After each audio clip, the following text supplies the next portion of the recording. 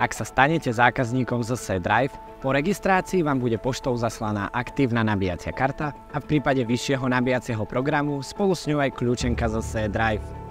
Nabíjacia karta slúži k spusteniu a ukončeniu nabíjania. Je to alternatíva k spúšťaniu cez mobilnú aplikáciu. No a kľúčenka je len dvojčkou tejto karty. Každá nabíjacia stanica disponuje čítačkou takýchto kariet a vyzve vás na jej priloženie pred spustením a pri ukončovaní nabíjania. Práve vďaka tejto tzv. Autorizácii vieme, komu nabíjanie patrí a karta, respektíve jej alternatívy vám tieto nabíjania ukladajú do faktúry. Zároveň vás chráni, aby vám nabíjanie neukončil niekto cudzí. Nabíjacia karta i kľúčenka sú prenosné.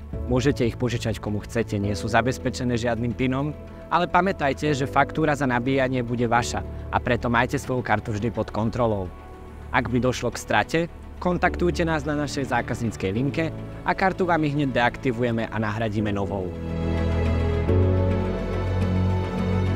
Zaparkujte v dostatočnej blízkosti nabíjacej stanice a pripojte kábel do konektora na elektromobile. Pomocou smartfónu, RFID karty alebo kľúčenky autorizujte nabíjanie.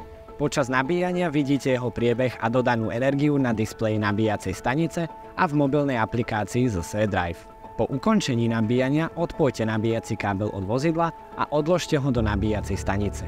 Kompletnú históriu nabíjania, všetky faktúry a ďalšie detaily o vašom účte nájdete v aplikácii vo webzóne zsedrive.sk, ako aj v mesačnom podrobnom výpise spotreby.